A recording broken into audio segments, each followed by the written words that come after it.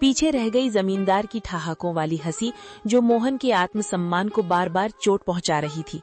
पर मोहन को नहीं पता था कि इस अपमान के बाद ही उसकी किस्मत का जादुई दरवाजा खुलने वाला था। जमींदार ने मोहन को धक्के देकर निकाल दिया था। मोहन हताश होकर लौट रहा था, तभी झाड़ियों से कराहने की आवाज आई। अरे, ये नन्ही से चिड़िया, इसके पंख तो खून से सने हैं। कितना तड़प रही है ये। लगता है किसी बेरहम शिकारी का तीर इसकी रूह को छूकर गुजरा है। मोहन चिड़िया को हथेली पर उठाता है। चिड़िया कांप रही है। छोटी सी जान, तू क्यों रोती है?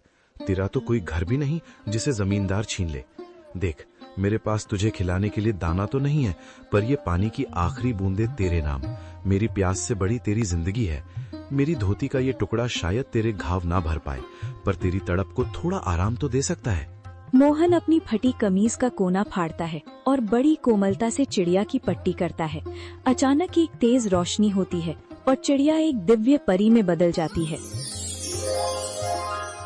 मोहन, मैंने आज तक महलों में सोने के थाल में 56 भोग खाते हुए लोग देखे हैं, पर तुम्हारे जैसा अमीर दिल नहीं देखा। जिसके पास खुद के खाने को निवाला नहीं, वो अपनी फटी कमीज फाड़कर एक पक्षी का घाव भर रहा है।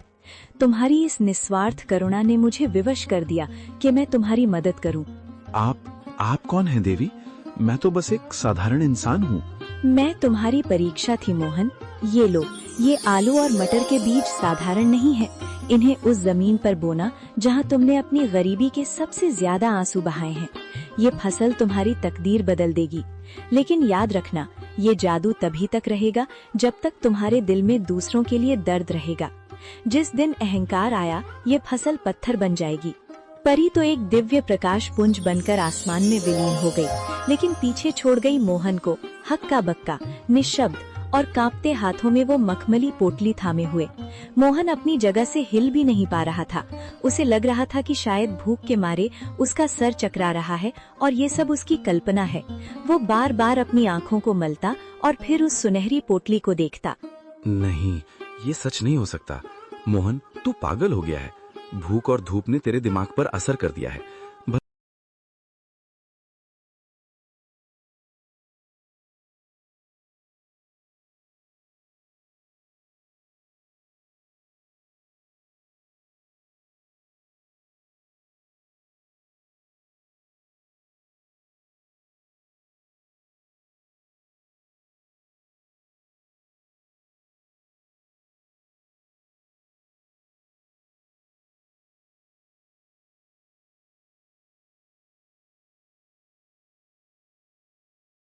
पर आंखों में एक अजीब सी चमक थी। मोहन, आ गए तुम? क्या हुआ? जमींदार ने कुछ दिया? तुम्हारे हाथ खाली क्यों हैं? और तुम ऐसे कांप क्यों रहे हो, जैसे कोई डरावना सपना देख लिया हो? बिमला माँ, जल्दी इधर आओ। आज जो हुआ, अगर मैं अपनी आंखों से न देखता तो कभी यकीन न करता। मैं पागल नहीं हुआ हूँ, पर आज कुदरत ने मुझसे बात की है। क्या हुआ बेटा? तू इतना घबराया हुआ क्यों है? शांत हो जा, पहले पानी पी। माँ, आज रास्ते में मैंने एक घायल चिड़िया की जान बचाई। उसे पानी पिलाया, अपनी कमीज फाड़कर उसकी पट्टी की और फिर पलक झपकते ही वो चिड़िया एक नुमानी परी में बदल गई। उसने कहा कि वो मेरी परीक्षा ले रही थी। उसने मुझे ये बीज दिए हैं माँ। उसने कहा कि ये जादुई आलू और मटर हैं। अगर इन्हें सच्चे मन से बोया जाए तो ये हमारी तकदीर बदल देंगे। बिमला हैरानी और अविश्वास से, परी? मोहन, क्या कह रहे हो? कहीं भूख के मारे तुम्हारी तबीयत तो नहीं बिगड़ गई? इस जमाने में परियां कहाँ आती हैं? हमें मेहनत से रोटी नहीं मिल रही और तुम करिश्मे की बात कर रहे हो?